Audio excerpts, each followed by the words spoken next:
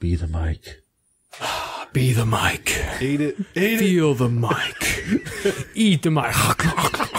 Hey, not suck it, man. That's not right. Looks like you got a big black cock in your mouth. Are we gonna let Josh do it? Because he's never opened the show before. You can try, Josh, if you want to, if you're feeling brave. I can try. I mean, You can do. you know I'm going to be cutting the fuck out of everything anyway. You So can do or do not. There is no try.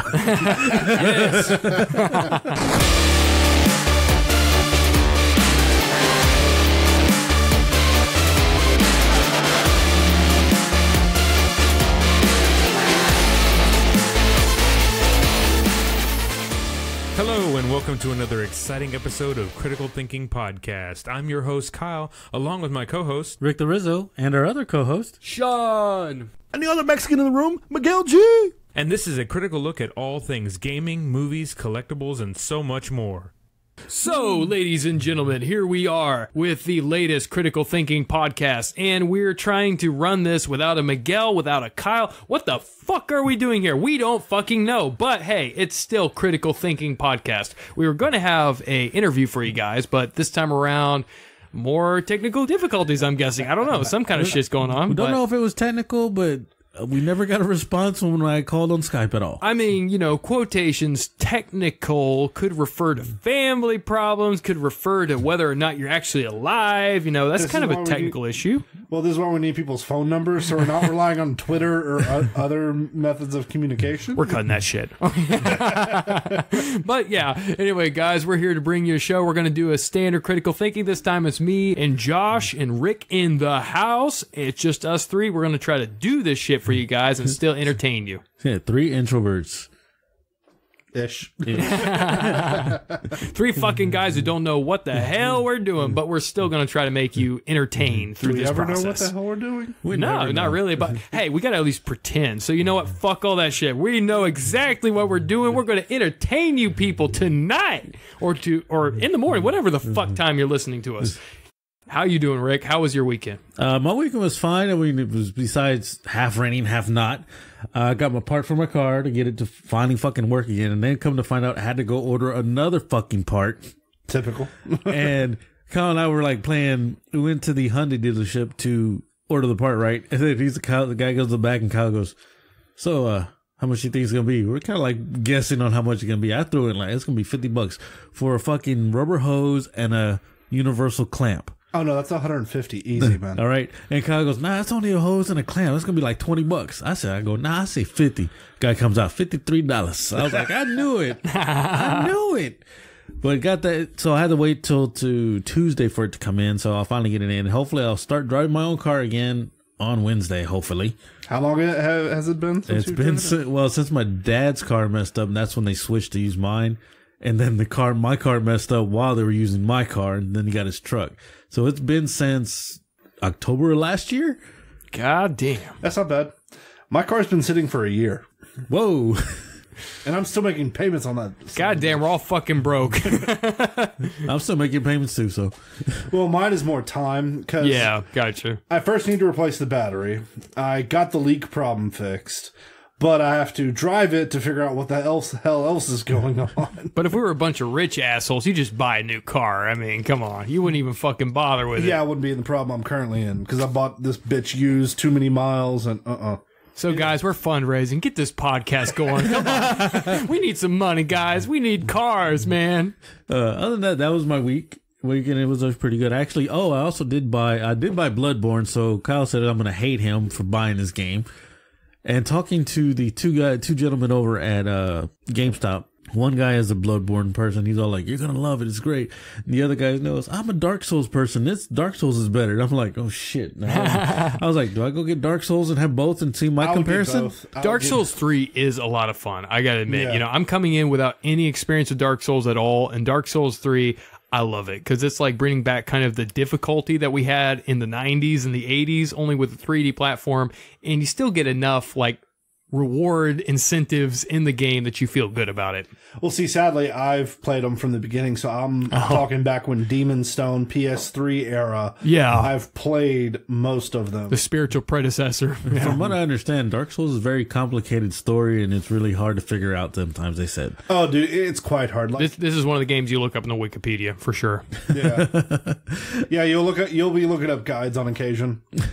Or you can just torment yourself and toil for a little while, and eventually you'll figure it out. I also downloaded Fortnite, so I'm gonna try that one out. I did try it and got my ass handed to me because I have no fucking clue what I'm doing yet. So I'm gonna learn that one real quick. And then I also bought Dragon Ball Z Fighter Z. That one I've been playing. That is badass. Yeah, you like it? It is awesome. How was yours, Josh? That was all right. Basically, had a little bit of time to actually work in my apartment. We moved in in November, and we're still unpacking shit. So, and also rebuilt my wife's PC over the weekend. She's actually up and using it today. So, Nice. Other than that, it was just pretty laid back. Cool. Confessions of a Tech Man. I watched it, but that was about it. And our tech guy here, I noticed that, we had the fan thing where they can sign up. And I've noticed on our emails that we've had people sign up. Mm-hmm. So I was like, oh, nice. Hell yeah. And Well, Shawn? for me, goddamn. It's another weekend. I don't remember what the fuck happened. I always just go through it like I got hazed. I don't even fucking know. Because you were drinking. Edit that. No, I mean, I spent some time playing some Battlefield 4, was catching up on some movies I haven't seen for a while, renewing some acquaintances with a British friend of mine over Facebook Messenger and stuff. So we're spending a bunch of time, just chatting it up and reconnecting. So had a ton of fun with that. Overall, it's just kind of in recuperation from what I was doing for the rest of the week.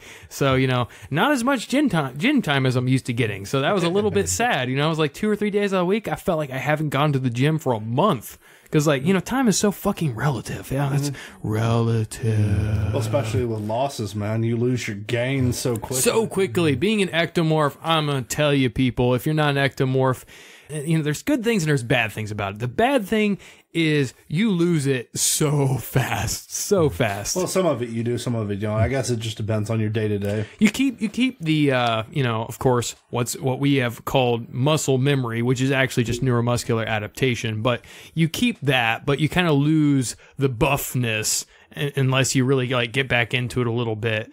So, you keep the form, but you lose the actual results for what you're seeing. So on the bright side, I would have to work really hard to get fat. But on the negative side, I lose it so fast. If I'm out for a week, it's well, goddamn, there goes a month worth of working hard, So I know exactly. I have no problem gaining weight. yeah, well, it works both ways, man. That's how fucking life is. It always ends up balancing out. But yeah, pretty much my weekend. Yeah. All right, Miguel, how was your weekend? And Kyle?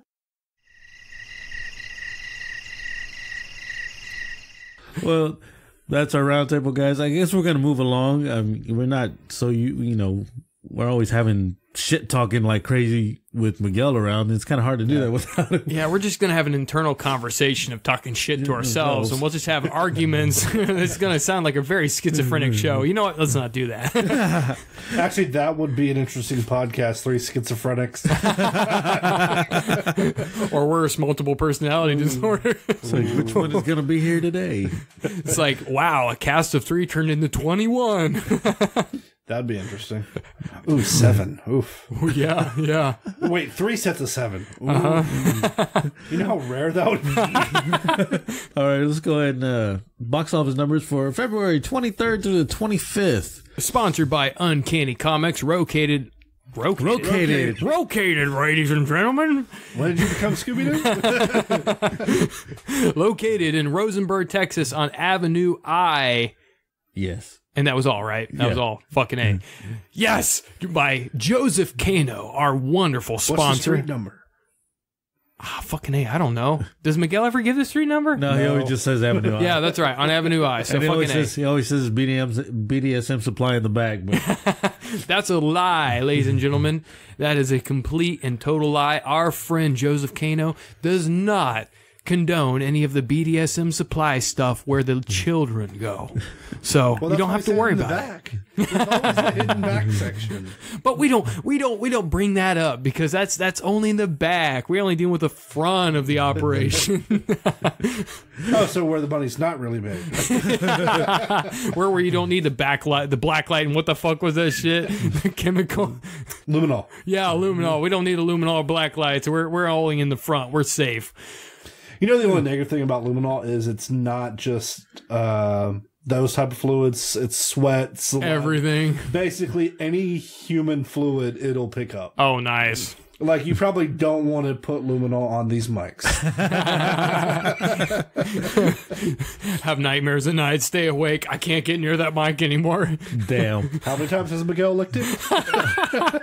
Well, at least 3 shows that I remember. So anyway, getting into our box office numbers. We have at number 1, Black Panther, weekend grossing at $111,658,000. We have a total gross of $403 million, and this is on week 2. Yeah. And this is just the America. What was the international number? International was like 704 mil. God damn. They have done so well for a single hero movie. And a $200 million budget. Yeah. Yeah, they're just this is amazing. records. Yeah. Actually, I saw an article the other day. It was like list of top Marvel villains. Uh-huh. Number 1 was the Black Panther villain. Really? Killmonger? Yeah. Wow. You know what's funny? I don't know if y'all caught pictures or whatever, but there were people that dress. You know, I can understand dressing up, going as the Black Panther or as Killmonger to the premiere or whatever. But they were dressing up as from Coming to America. Really? What? Yes. There was a guy that showed a picture. He was dressed as Akeem. I was like, "Are you fucking kidding me?" Wow. That's what makes it hilarious, though. It became a celebration of diversity, you know, and I think it really has brought a lot of different people, a lot of different cultures together, and I love that, you know. Instead of getting that artificial political correctness bullshit going on, it's like we really did have a real celebration of diversity with this movie, and it's still going on, as we can see by the money. So for once, the money has led in a positive direction, so thank you, Disney, for that one. Yeah. I watched it. Excellent movie. I do recommend everybody to watch it. We're going to do a review on it. It's probably going to be a show for that review. Yeah, we might as fucking well. Me and my little brother are going to be watching it tomorrow, so yeah, we'll definitely have to do that. Which means I need to make time and go watch it. Yes. But moving on to number 2, we have Game Night, which weekend grossed at $17 million, nowhere near Black Panther. I mean, goddamn, it's like a whole fucking digit over. And total grossing at $17 million, because it's his opening week, and budget $37. So for the budget, they did pretty well. I don't remember. What was this shit? That's the one with Jason Bateman. That's the one where they're doing a game night where it's supposed to be fake like a murder, but ends up being real. Oh, right. But ended up being for real.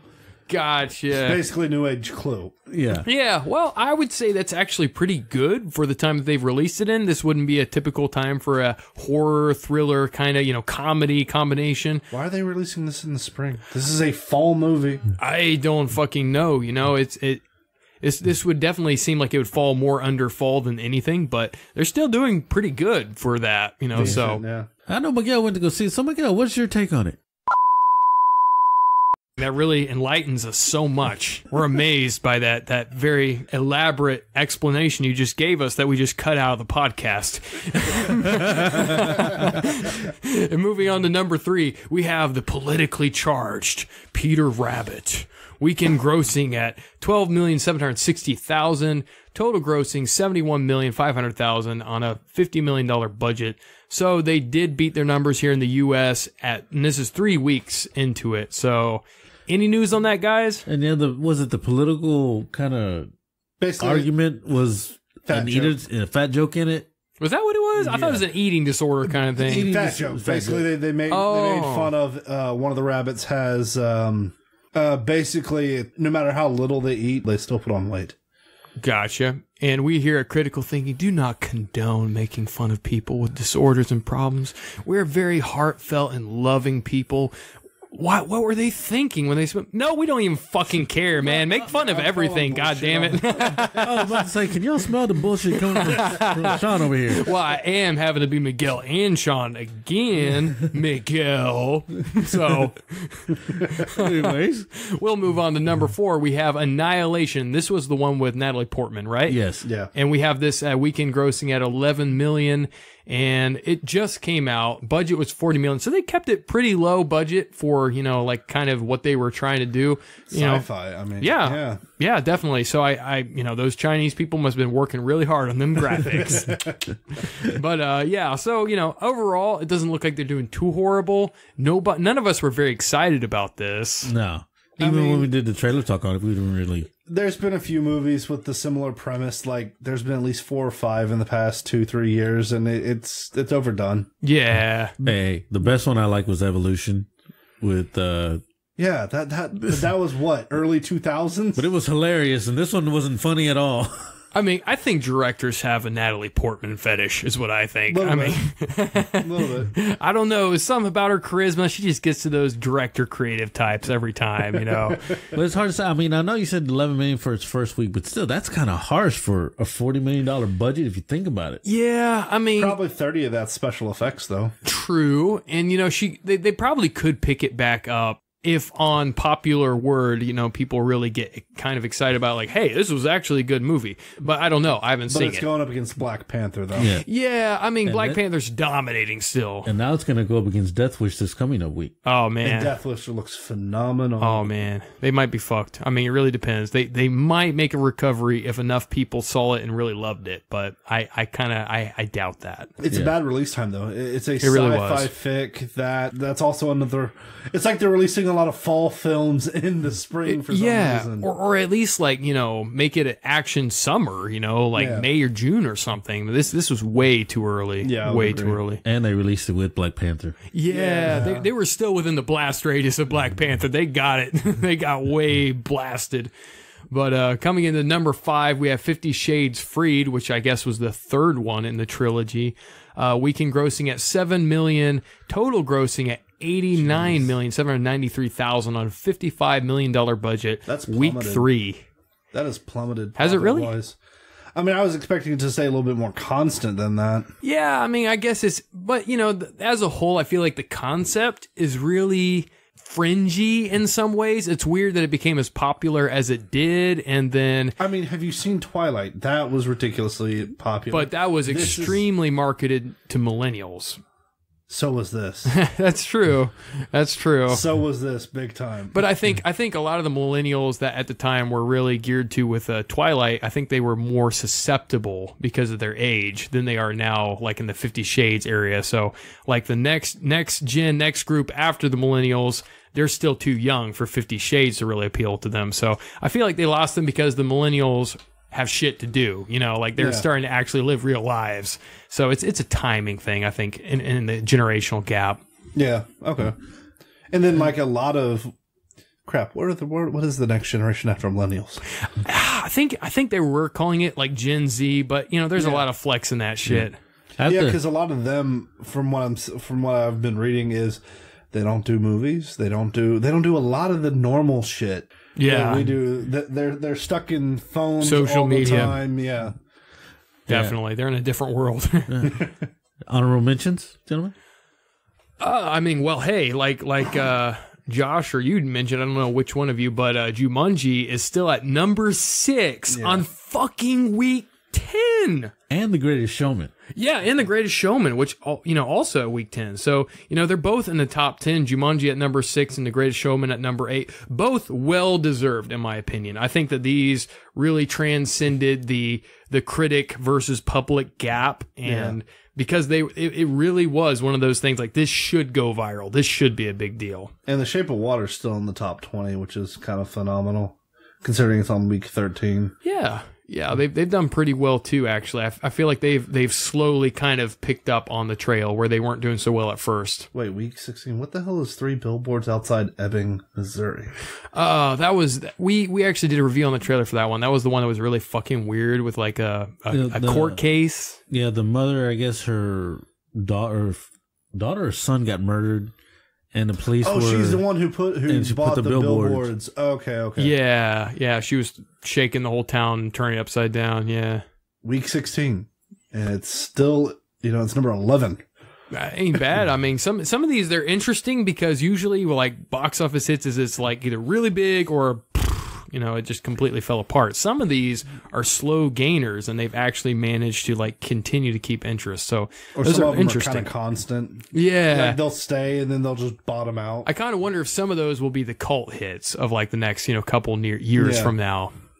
Yeah, who knows? Some of those, yeah. We'll have to see. Gotcha. I mean, like The Post. Right, exactly. Doubt it. Wait, what was every day? Every day. That just came out this week. Number 9. Yeah. I don't know. Every day, go fuck yourself. Enter crickets again. It's only $4.9 million on a budget, so I mean, goddamn, like all they got to do is get their family to buy tickets, and they're good. It made 3 just in the U.S. If that goes international at all, it might have already made its budget in week 1. So I mean, did we make this movie? Critical thinking every day. That would be an interesting documentary. Oh, every day. That's the one where the we did a review on it. Oh, That's the one where he had the they're a girl different person every day. We don't know if it's a girl or a guy. They keep going to a different person, going to the same girl. yeah. That guy made you realize that, didn't it? It might have been actually. It was something like that. Editing that out. No, I mean, Hey, we got to look at our own, man. Come on. Got to stand up for the people, man. gotcha. So you said like every day they're somebody else? Yeah, it's one of these, like the review I gave on it was of the, not of the movie, but of the actual trailer was, it looks like they might be trying to kind of toe a politically correct line about it. It kind of depends. Like, it could be really interesting. Like, they're trying to get into the psychology of what would it be like to be a different person every day, but you're in love and interested with the same person.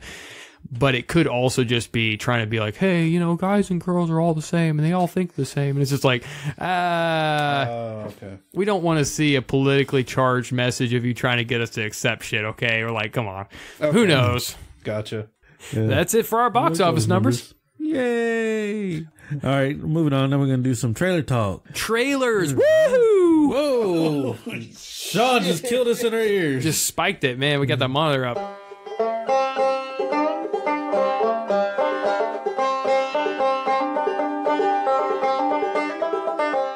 First trailer we saw, this is with Luke Evans, called 10 by 10. Whoops, I'm sorry. Gonna hear that. It's important. 10 by 10.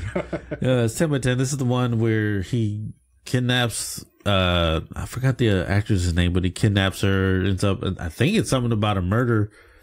Something involving a kid possibly hanging in a barn, I think is something like something died and she didn't turn it in or do anything about it. So apparently she didn't do something and he's trying to get her to admit it, but apparently if she admits it, something worse could happen or something. It's left us on a lot of it's left us on a lot of kind of, we don't know what the fuck is going on. I kind of like how they did that. Like there's a fine line between I need to know what the fuck I'm even looking at and don't give away all the secrets. Yeah, but I mean, concrete room that she somehow escapes, quote unquote, a soundproof house. Yeah. I'm like, and what is worth you spending that much damn money on? Yeah. And then top it all off, she gets the upper hand. Yeah, somehow. Yeah. Somehow. Yeah. It does look really interesting because it looks like it's a kind of maybe corrupt cop versus kind of a vigilante person that takes it on himself to get like kind of vengeance, get justice for whatever was done. It's got like a Panic Room vibe to it a little bit. It's really, really interesting because it's disorienting the way it like throws different ideas together, at least in the trailer. So the trailer, I got to give it like top points. It definitely piqued my interest. I would definitely want to see it. I don't know if I would see it in theaters, but it is definitely fascinating. I got to give it that much. Yeah. No, I'm the same with you. I wouldn't see it in theaters. I might Redbox it later. For sure. On that one. What about same thing with you or? Yeah. I mean, it seems semi-psychological or suspense-ish. And those, to me, aren't theater movies. Yeah. But it might be something I would buy. Like, it depends. I'd have to see what they say once it comes out. If it just totally tanks when it comes out, I'm like, okay, trailer was good, but that movie was shit. We'll retroactively delete this from our podcast. All right, the next trailer we saw was called Marrowbone, which I think was a family of 4 kids, I believe. No, it was more than 4. Was it 4 or 5? There was that looked like 6 or more. Yeah, They didn't look like any adults. It looked like they were all kids. yeah. Because one of the kids was the one from Stranger Things. Yeah. He played the Jonathan. older brother. Yeah. Played Jonathan. And something's in the house, apparently.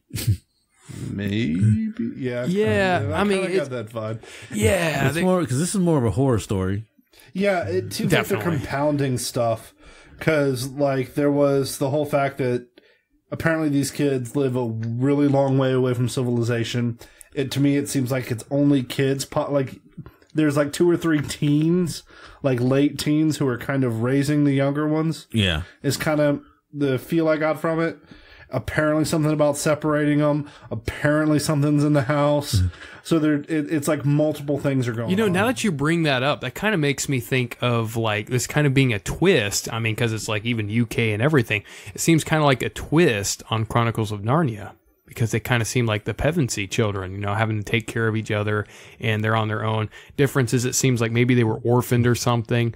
But instead of them going to the world's coming to them. Yeah, and it's really fucked up shit, And it's like it said it's from the producers that also did the what was the Pan's one? Labyrinth. Yes, Pan's Labyrinth. So to me, that there's going to be a lot going on, and it should be fair. It's going to be very fantasy, psychological, and like you said, it's horror. This isn't mixing it with thriller. This isn't trying to do a bunch of cross genre stuff. This is some straight up horror, and I would say a better take on the newer style of horror, not the shit that's gotten so played out. Yeah, not the whole blood, gore, just skin ripping, And these are some good actors and actresses. Like these kids, UK, they're good. Oh yeah, I mean, like I was saying, I just got done watching it, and the fact that they didn't use older kids to play younger kids is just phenomenal. Like, I watched all the extras because I got the Vudu or whatever digital stuff, and it came with like a bunch of extra stuff. They filmed all that in 2 months, and these kids had so much focus that they were able to do it fairly well. And I'm very surprised at some of these young actors who are coming along. Yeah, I mean, there are a lot of talented young actors coming out now. There really are. Yeah. Okay. So, Marrowbone, would you see it at the movie theater, or would you? I might, if I could find somebody who really wanted to see it with me, I probably would watch this because it seems interesting enough, and I want to support this, breathing life into the genre, because I feel like horror has just gotten shit on, just trying to algorithmicize it to the point that it's just ridiculous. Yeah, but some stuff isn't like I said, It for one, that's brought more that's life classical back into it. Yeah, but they yes and no, because they changed up enough of the story to bring it to a new age. Because like a lot of the like just the way that it acts, Bill Skarsgård did it flawlessly for a new age It. So they brought some newer aesthetics into it all. Gotcha. Yeah, like a lot of the insane, crazy, you don't know what the fuck he's gonna do type of shit. And they even did that during production from what I was watching. And I'm like, I'm glad they got him to play It. And to me, that was, like I said, it was a phenomenal movie. So maybe it'll really inspire a new generation of horror. Maybe this is a part of what we're looking at. Yeah. Maybe. And like this one, I would definitely go see in theaters. And y'all know my take. I'm not really a horror person. So I don't know. You would just go just to watch Miguel freak the fuck out. Honestly, that'd be true. I probably would. I'm like, let's go watch this. One of these times, we're going to have to actually do this shit. We're going to have to do what we're threatening to do. I want to make sure I have plenty of charge. I'm going to have an extra battery, and I'm going to have the phone and record them at the same time. This is another reason to have GoPros. All right, the next trailer we saw was called Bent. This is the one with Carl Urban and Sofia Vergara. And also was it Andy Garcia was in the movie too. And Carl Urban plays a cop. I guess he's a narcotic cop trying to, I guess, bent. I don't think he was a narc cop. Or was he was just a...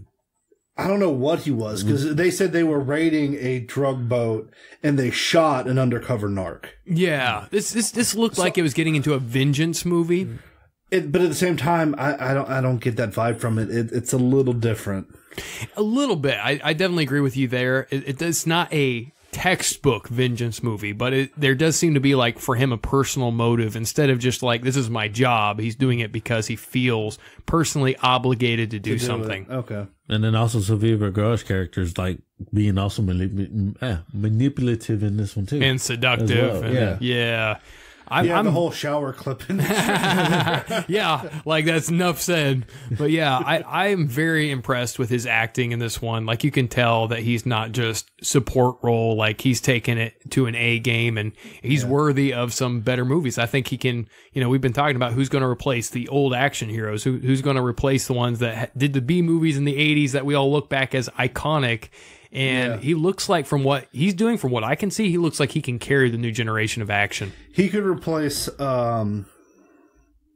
shit, I can't think of his name. Latino guy, did an assassination movie, was in Spy Kids. Antonio Banderas? Yeah. Yes.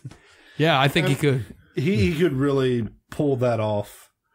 And another thing is he's not typecast either. Yeah, and he's played in prime movies, Thor and Ragnarok and stuff. He has some A movie, huge, big production A movie experience on his resume, and then at the same time he has where he's a main character like this one. Mm-hmm.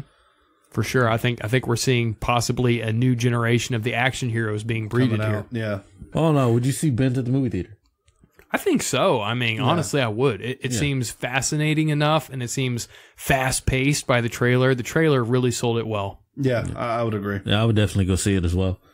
You get to see Sofia Vergara almost naked, maybe. What do you think, Miguel?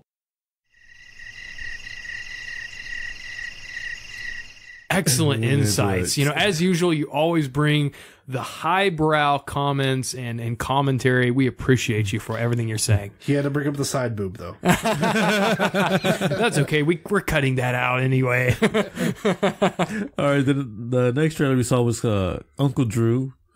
Oh, this is the one with Kyle Irving, Shaquille O'Neal.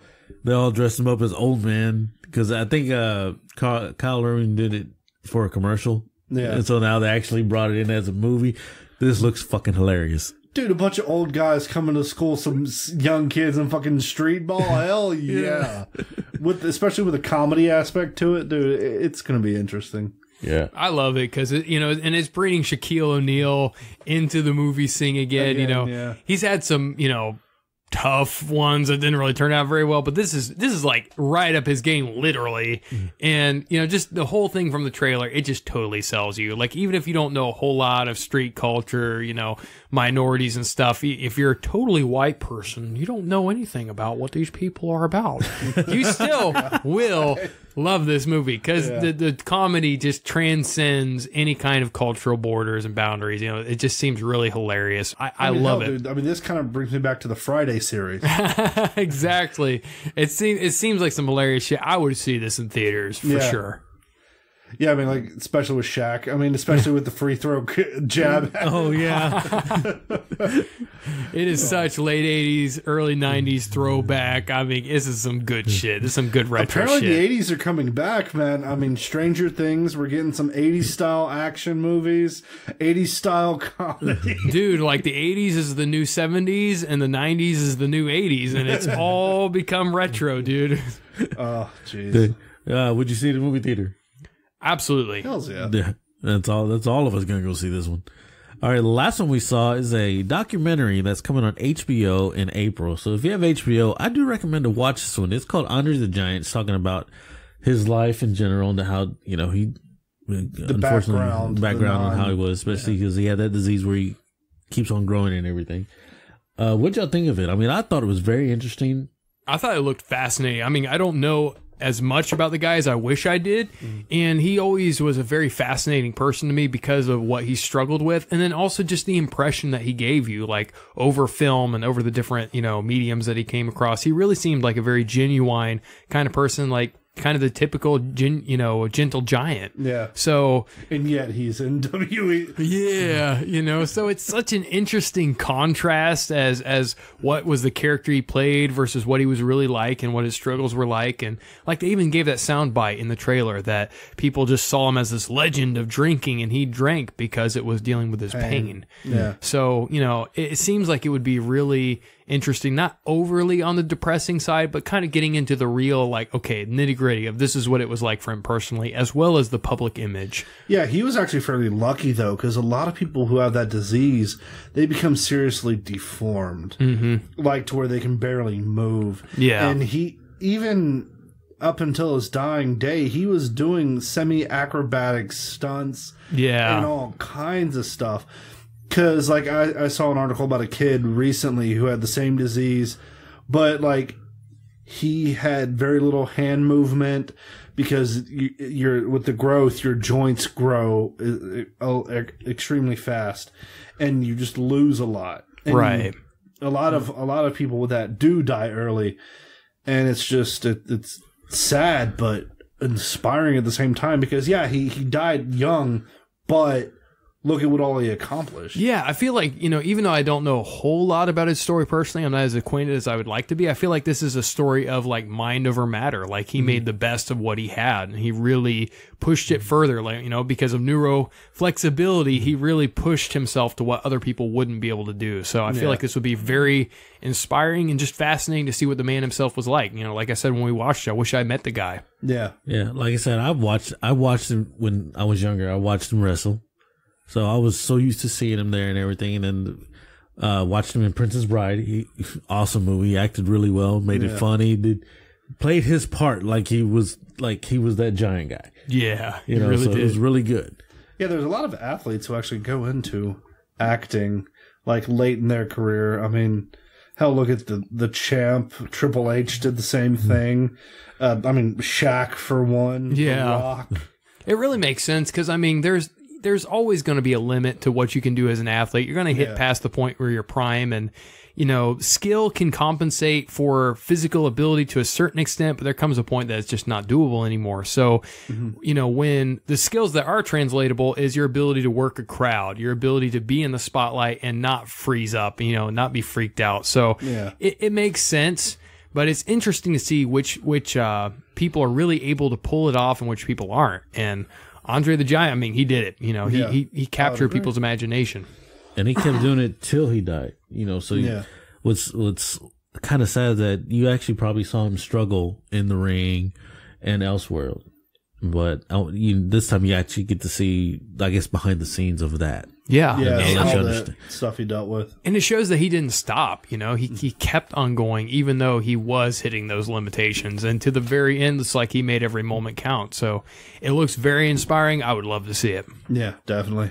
Sadly, I don't have cable or HBO. Piracy. Whose house are we watching this? Let's go watch it, mateys. I don't have HBO. Doesn't he? I don't have HBO, but I think Kyle does. Okay. Kyle, I think he has HBO because he just watches it through Roku and he watches it. Hey, Kyle, we're having a party at your house, bro. And that's all of our trailers for Trailer Talk. All I've got left is movie news, and I'm pretty sure we're going to have a lot of talk on this one here.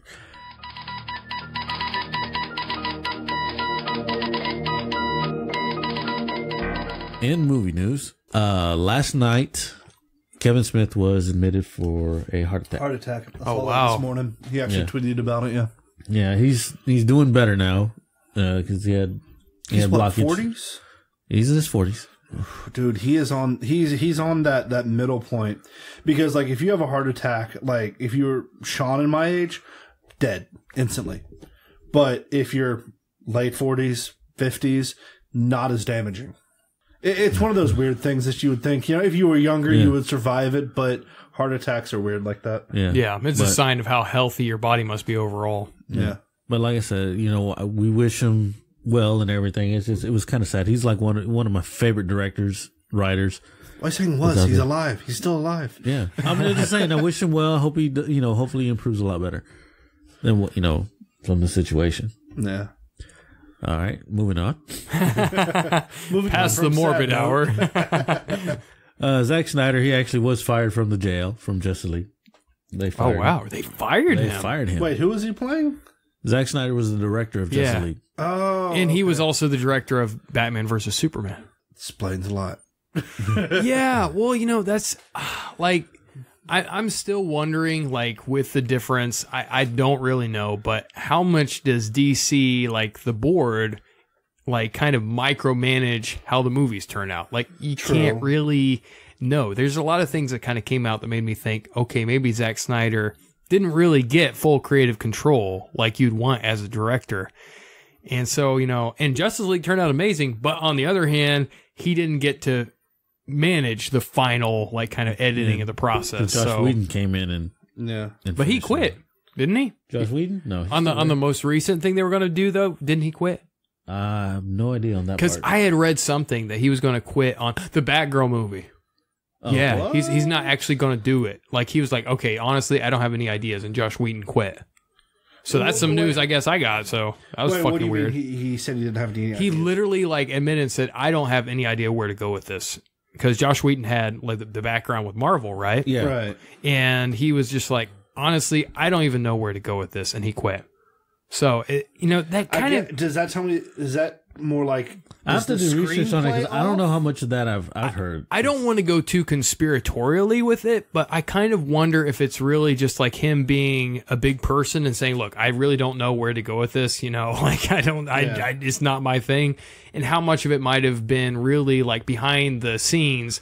I don't want to be fucking told what to do and be managing a failure, you know? I mean, with all of DC, like a lot of DC stuff is really upbeat. It's not so dark like Marvel is, but that I think with Batman is where DC kind of compensates for that a lot, and that I feel that anything Batman related would have been good for him. So to me, that's pointing towards either upper management, like you were talking about, or possibly just bad writing, or like the writing. Well, considering Zack Snyder never read a comic book. Really? No. Ooh. I shit you not. He never read a comic book. He based, like, when he did 300 and everything, he just basing it off of Frank Miller's. But dude, that was phenomenal. Yeah, it was phenomenal. But he was just basing everything off of Frank Miller's artwork. And when he went to do Superman, I like the way he did Man of Steel because he brought it into now and how we would portray. Yeah, there's a couple things I want to nitpick, but yeah, I mean, but I understand. Everybody had a nitpick on it. But Man of Steel was actually, I thought, was better as a movie in itself. It was good. It was way better than like Batman versus Superman all the way. Now that one was thrown all over the place. There was so much stuff in there. I feel they pulled a Hancock with that and did too much in one movie again. I feel like it was too interpretive, and the thing is, I think interpretive is more okay with the Marvel audience than it is with the DC audience. I feel like the DC audience is a little more like hardcore. Like, our fucking heroes are set in what they're like. Don't fucking mess with them. Yeah, their personalities are one way. Superman doesn't kill, yet Man of Steel he killed. Yeah, which I don't think is a bad thing. I mean, I think that's just what it is, and that should be embraced. And I think Zack Snyder, as a more interpretive kind of director, interpretive kind of person, not even reading the comics himself, from what you're saying, Rick, he isn't the right kind of fit for the DC fans and crowd. But yeah, I would agree. I mean, I'm not downing Marvel fans, but at the same time, yeah, you're right. Like, DC has more set in stone personalities, and they're a little more hardcore about what they want to see staying consistent. And Marvel's a little more like, hey, Liza Fair, whatever, we'll do what we do with it. Yeah, this is MCM universe. It's not, Earth 616 or anything. And they're not going to take it as serious. They're going to be a little more flamboyant, and it is what it is. Yeah. But yeah, that's all I had on Zack Snyder. But like I said, I don't know how they're going to go with this now. With probably Josh Whedon will probably just take over the next Justice League and go from there. Could be. I mean, that throws a wrench in things. With him completely out, maybe he'll come back into it. What stage of production were they at when he got fired? On part 2 of Justice League, I don't know how far they got on that one. And then, I mean, like, how far also was Wheaton in with Batgirl before he said, you know what, I'm out of this. You know that. Yeah. So there's a lot of.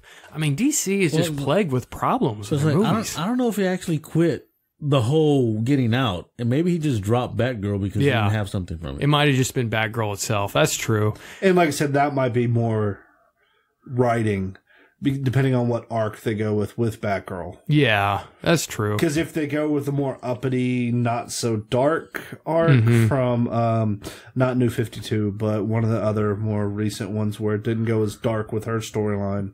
Or it depends on which version of Batgirl they're going with. You know, I almost, like I've said from the beginning, I feel like they need to, even though I hate reactionary productions, I feel like they need to play the dark side to the Marvel light side. Like, the Marvel crowd is the mainstream and everybody's all upbeat and happy right now with the way things are going with Avengers and everything. It's more on a lighter side. So I feel like for DC to really succeed, they need to take the darker side. They need to do what they haven't done. Bad family movies. Yeah, they need to be the yin to the yang or whatever. You know, they can't do direct competition with Disney and think they're going to succeed.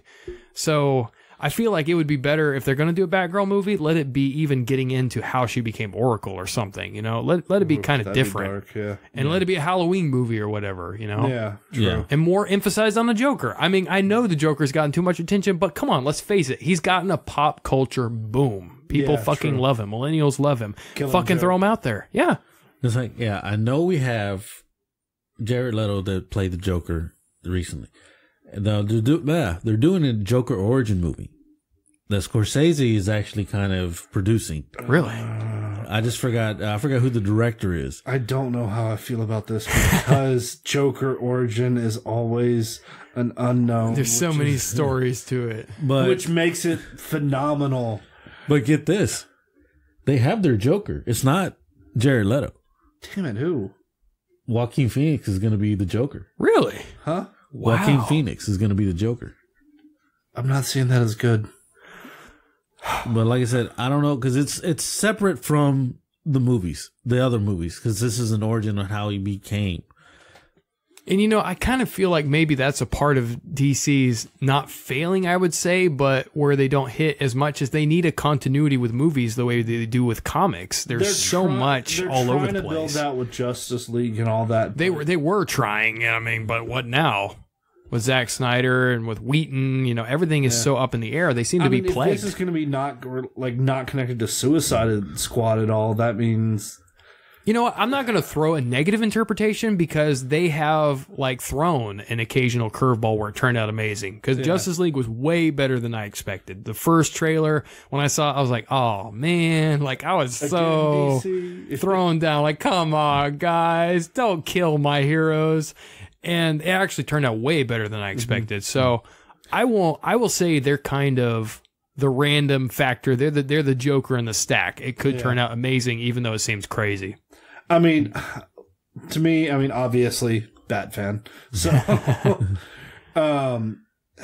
like I said, like with the origins for the Joker, to me, I'm going to be a little bit more critical of these movies as they come out. Definitely. Because, like, dude, hardcore 90s kid, grew up watching Batman the cartoon. Yeah, with Mark Hamill playing the Joker, with Kevin Conroy's Batman. Like, you better fucking match it to somewhere, at least in the medium range. You do less than that, we're gonna fucking, like, go find your house. All right, next bit of news I have. Netflix, they're gonna do an adaptation. I don't know if y'all know the Japanese anime, Sword Art Online. Mm-hmm. They're going to do a live action version of that. Which arc are they going with? I don't know which one. I don't know which arc they're going to go with. But the writer and the director of this one, you're going to love this one part, Shawn. They don't want to whitewash it. Really? Yeah, they don't want to whitewash it. Well, yeah, because it's worldwide. It's basically the New Age .hack, except... you don't have one person stuck. Everyone is stuck.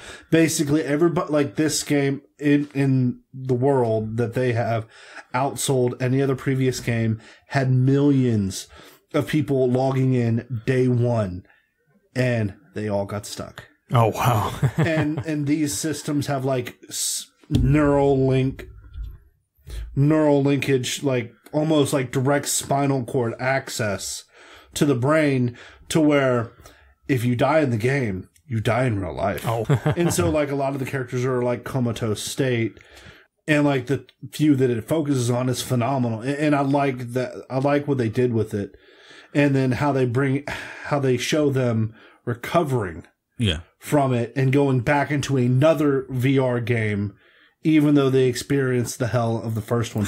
Like, dude, they were in this game for 2 years. Wow. And the ones who came out changed. Interesting. Well, it sounds like a very interesting concept. And to me, philosophically speaking, I feel like when you are bringing a kind of outlier, whether it's a series or a game or whatever, and you're bringing it to a more broad, more maybe global audience, I feel like you should make it more according to its essence, and not try to change it, because people should see it in its actual context before you try to like make all kinds of weird interpretations. So if that's what they're doing with it, like, I think everybody should give it a shot, Yeah, because with what they did with Death Note, I have high hopes for this, because the way they did Death Note was really good, even though it was whitewashed. A little bit, yeah. They changed the location. It wasn't Japan. It was the U.S., somewhere like Miami type of thing. Well, yeah, it's going to be whitewashed, quote unquote. But I feel like they kept close to the concepts, even if they changed the culture. The core feeling of the anime was held within the live action. The spirit of the thing, yeah. Yeah, so I have high hopes for this, and I think I'm going to like it. Yeah, although Attack on Titan was weird. Although that's a weird anime to live action, though.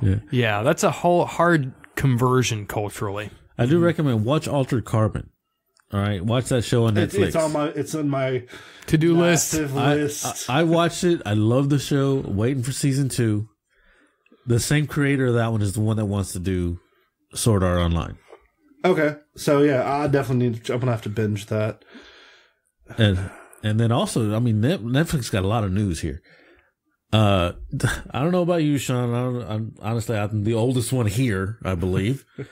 Do y'all remember a movie back in the day, Benji, Little Dog? Yeah. Yes. Yeah. Netflix is rebooting Benji. Really?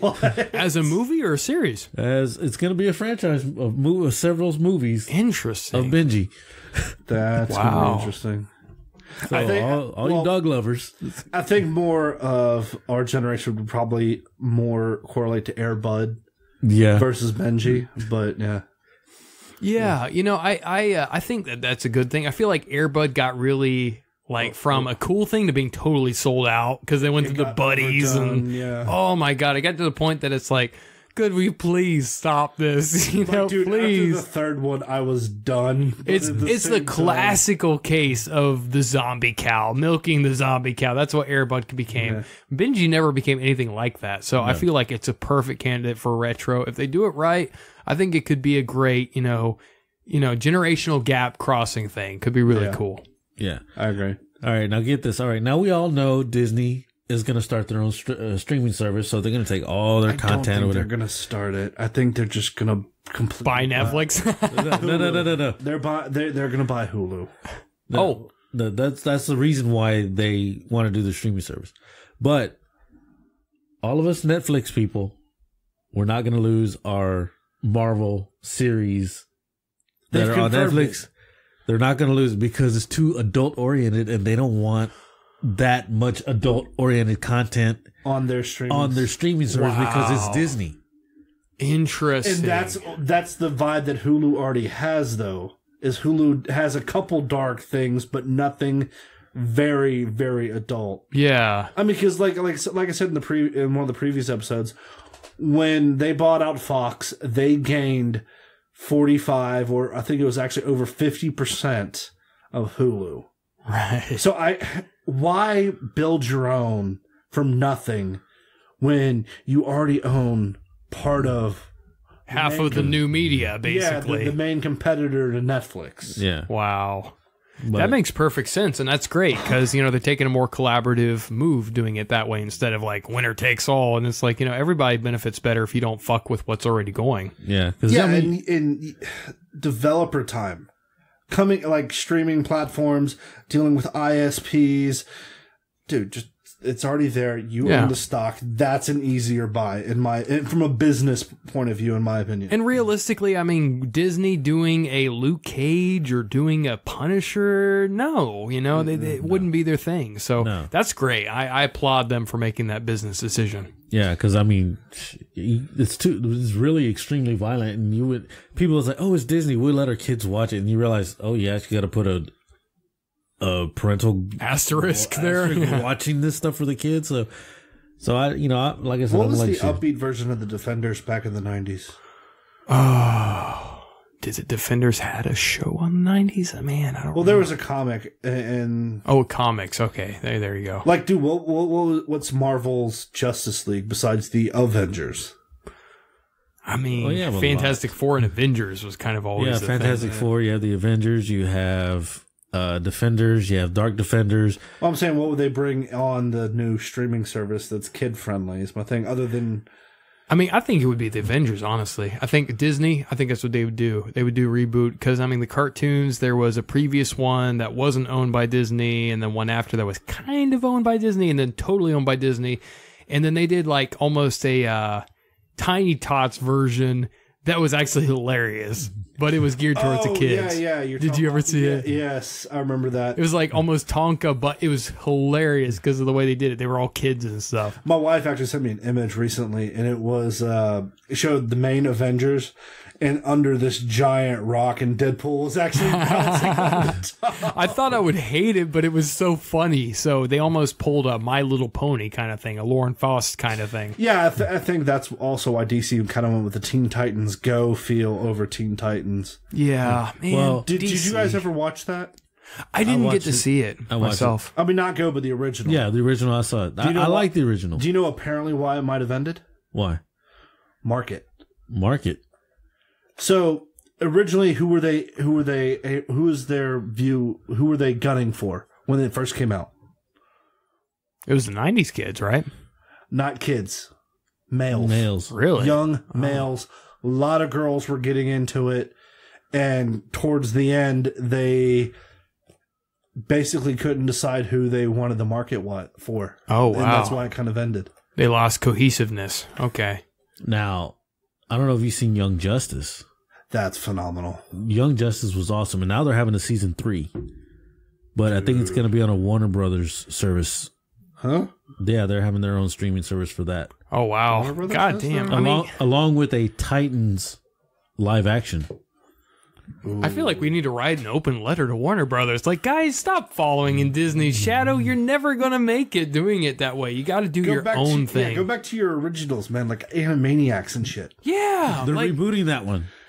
Wow. Oh, dude, that was a very dirty. They better be careful, man. They better do it right. Like, they're rebooting Animaniacs. I couldn't believe it either. What I said. Yeah, a cartoon. They just need to get Steven Spielberg and let him be the advisor to everything they do moving forward. But I don't know, because dude, that cartoon was very.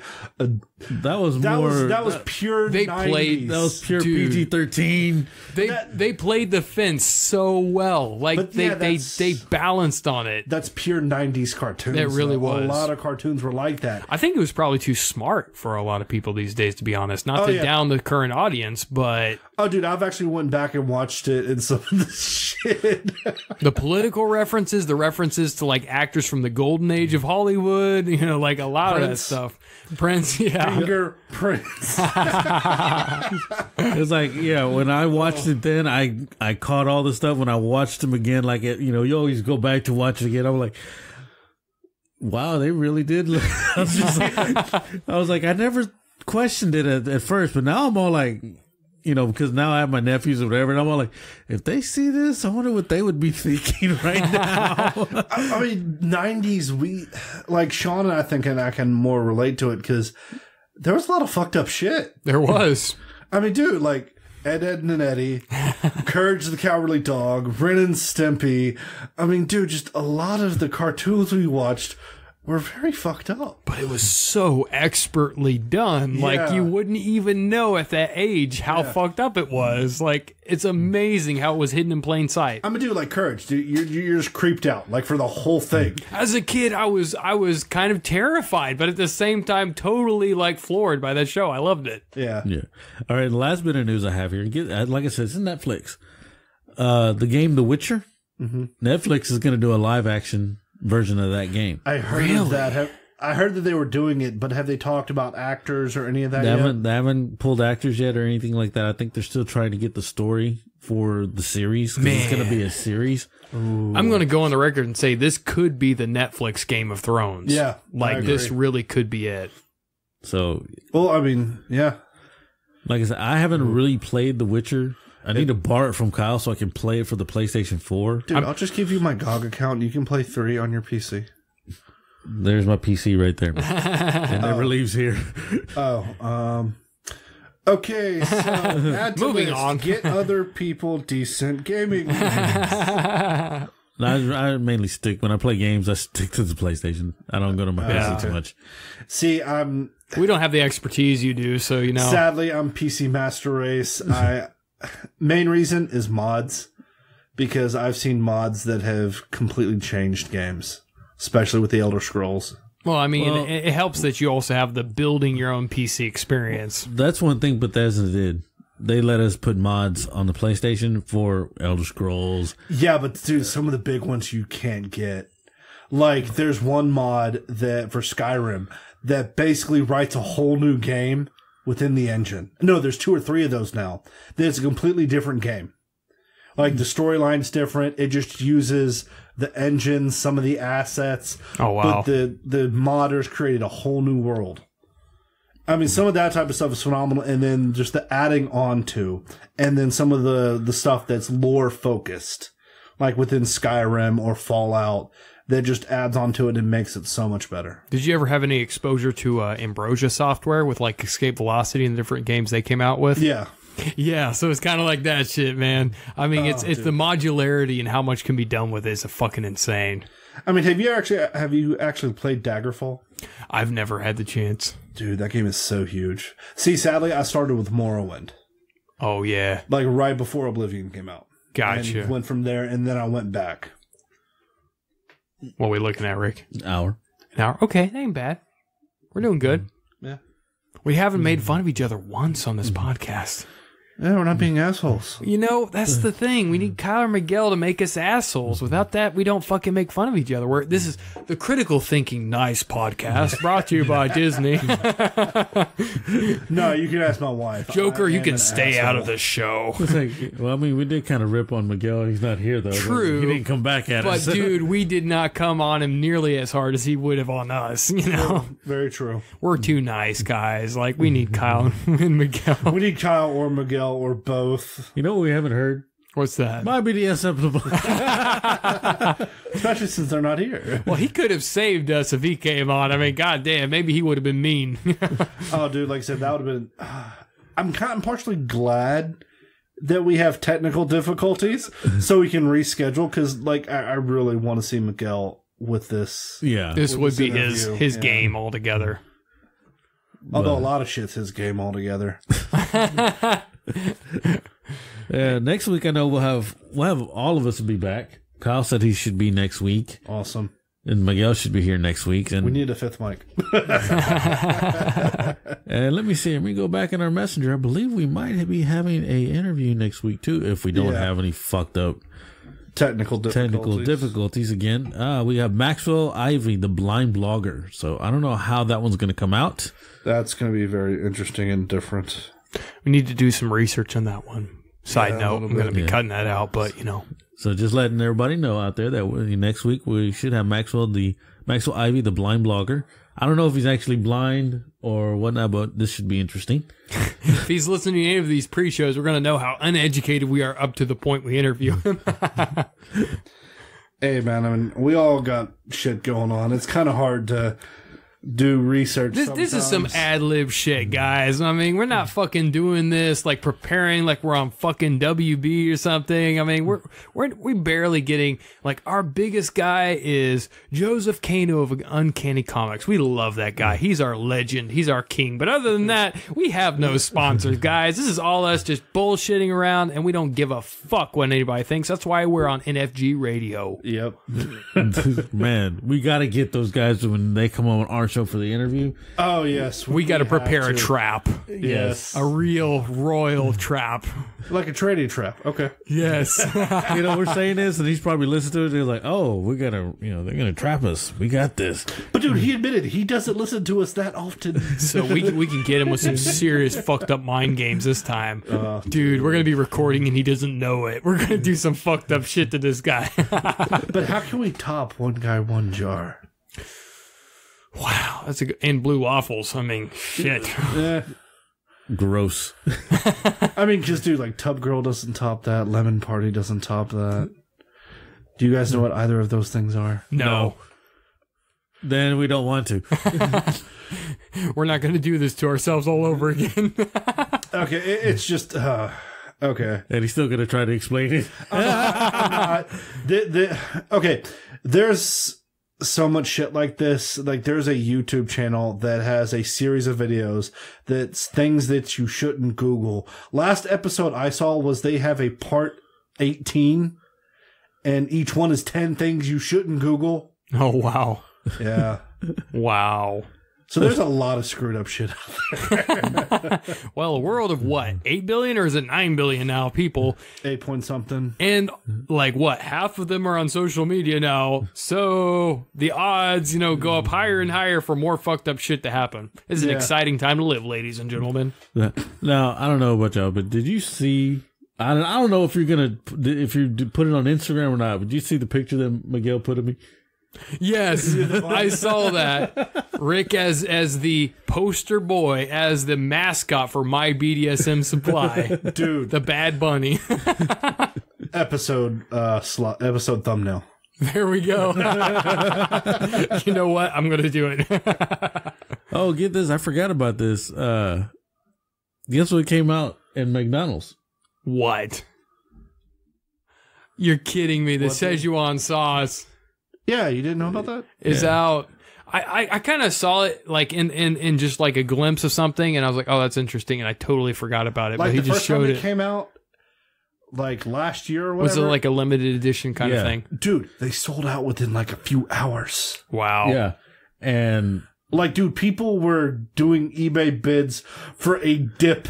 Which like ridiculous amounts just to try it. And I think that's the power of internet and social media kind of thing. Because honestly, I feel like the power of Rick and Morty. The power of Rick and Morty, I think, didn't come across as much on Adult Swim as it did social media. I think the sensation it became over Instagram, YouTube, Twitter, etc. I think that's why it blew it up to Kingdom Come, and that's why Szechuan sauce became like a fucking movement. An actual thing, yeah. Yeah. Good point. The times we live in, ladies and gentlemen. Let's go out there and get our Szechuan sauce. We should do it on one of these podcasts. Taste like again, dude. We should buy like 80 piece chicken nuggets or something with Szechuan sauce and eat it on one of these podcasts. God damn, no more Szechuan. I will throw in Rick and Morty quotes for the whole episode. That'd be awesome. Can't eat no more of delicious. Oh, but it's so good.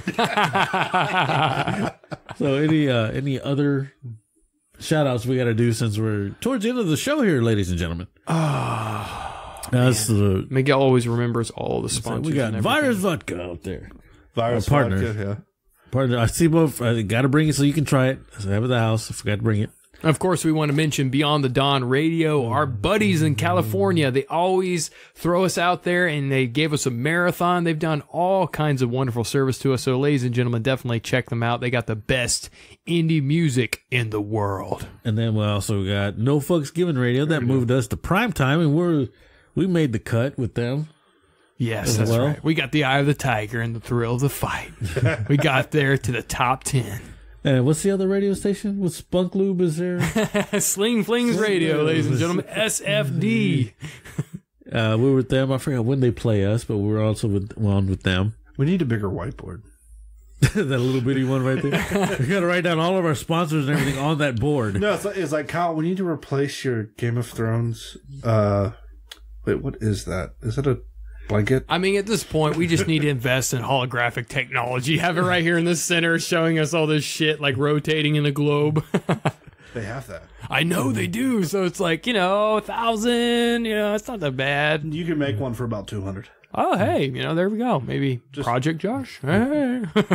And also, talked to our boy over, Kyle, Ozzy Kyle. Ozzy Kyle, our brother over in Australia and now in Japan, where he's giving us the Tokyo Munchies. I need to order some of those. Yeah, I keep good. I keep forgetting I need to order some too. I was going to order some the other day, and I just totally forgot to go back to the website. Yeah, right now he's going no holds barred into that business because some corporation decided to fuck him over, so fuck them too. We'll just throw in the name later. But yeah, so he's an awesome guy. Great stuff. You get your chance to really have some Japanese snackage. You see what they get to have over there, and I mean, really reasonably priced. Great guy. You're supporting a local businessman and his family. 'Cause I know your sister bought something from him too, right? Yeah, she did. She got the sake bottle with it too. So yeah, nice. it's just great stuff. I mean, you get very personable stuff with him, and if you mention us, he might throw something special in. Hey. I wish Miguel was here. He would have made fun of me for that. Yeah, I was like, I was like, can you imagine what Miguel would be saying right there? Fuck you, Miguel. Miguel was like, is that code for sex? No, he would have said something meaner than that, I'm sure. Like BDSM supply. Oh, God. Yeah, hopefully we can get that rescheduled, and we'll have my BDM supply on with us for an interview because we couldn't get to him for some reason. Week number 2 in a row. Yeah, geez. Last week we didn't have internet, so we couldn't get. I forgot who we were supposed to interview last week. We couldn't get to him, and then this week we couldn't get to my BDM supply guy. Wait, who were we supposed to interview last week? It was going to be Morgan's Organs. Morgan's Organs. That was in his comic, fault. dude. That comic was awesome. It was well done, dude. Yes. I had notes for what I was going to ask him. I was so sad that the internet wasn't working. So sorry out there to the Morgan's Organs guys. Man, we really wanted to have you on. It was going to be so fun. Yeah. And who else are we missing? We got the radios. We got Virus Vodka. We got Black Forest over in Seguin. Again, you guys always forget Well, Miguel always forgets Black Forest. Black Forest Comics. He is a racist bastard, yet he always forgets a semi-racist name. Oh, man, I could tell you something we said today, but I don't know. I don't want to know if we put that on. That'll be another thing I'll have to skip. Okay. See, this is why we should always have recorders on us, because some of the shit that's said or that goes on just in the day-to-day is hilarious. Well, thankfully, Miguel does the Periscope a lot, so that brings some of that shit, at least to general audiences. Yeah, and then I keep on forgetting I need to do more recordings because I use my phone to record, and I want to put up better blogging for us. But what I want us to do is like, all y'all get those phones and record, and then I can upload them onto this here, and then put them on, or y'all can upload your own. Yeah, or throw it to me. I'll throw it on the website, whatever. And we can just do our own blogs that way, That's true. Everybody. Yeah, actually, if we all had GoPros, vlogs would be nice. Ladies and gentlemen, we need GoPros. Donate at criticalthinkingpodcast.com. No, like my wife and I, like just sometimes when we're on trips that are about like an hour or so, we'll get into some really deep fucking conversations, and I'm like, I need to be recording this shit. This shit would be awesome on YouTube. Then also in the upcoming weeks, I might be out, but I don't think we're doing the show the time that I'm out, so I actually probably won't miss the show like I did last year. Because I know we got a couple Sundays going on, so. Yeah, and I'll go on a family vacation during spring break, so like I said, I won't be here for a couple of days, but then again, when I'm back, it's when we do the show, so I actually might be back. But so I might drop production to y'all gentlemen to try to get it for that show because I will be out. I don't know if I'll do any production for that show, and I'll let y'all know. Kyle's doing anything then too? I mean, I guess we'll see what happens. We'll see what happens on that part. What else? Who else we missing? Did we miss? So be a Wet and Wild podcast. Spring break edition. No structure at all. Why not? Go with it. Well, we did that last weekend. That show was awesome. True. We had a Kyle totally off the chain that had like months built up of not getting to vent his personalities on a podcast. Shit. What? Third week in March is no fucks given. Oh, god damn. We got to do some planning. It's on a Sunday. What Sunday is that? The 18th. Tell me you'll be here. I won't be here. That's the weekend. If y'all recording on that Sunday, I won't be coming back in from San Antonio that day, so I won't be here. We're gonna roll a die. Either Kyle or Miguel has to be here, Or both. And then I have no password on here, so y'all can just turn it on and get onto it with them and everything. Gotcha. But other than, like I said, I won't be here for that. I'm pretty sure I'm gonna get a lot of shit from them. You know what? I'll tell you what. We will buy some handcuffs from mybdsmsupply.com, and we will make sure that Kyle and Miguel are at this podcast. Oh, dude. Handcuff them together for 12 hours. Oh, my God. That's either the best idea in the universe or the worst. We will see. Damn, so we're going to have, what's his name? Chuckles and... Unknown Factor. Unknown Factor is the other guy, yeah. I can't believe I thought I was going to be here for that one, so I won't be here. Oh, man. Unless you kind of, speed this way. It's 8 p.m. It's not it's not... I don't know, but I'm coming back from San Antonio from the drive. I don't know if I'll be like, am I going to really go over there? Monster, man. Just get you a couple monsters. You'll be fine. Shot of adrenaline. You can do it. Or just... Well, it all depends on what time I leave over there, too, because it's not that far from San Antonio to here. Just hang the coffee IV bag right from the top of your car. You'll be all right. God dang.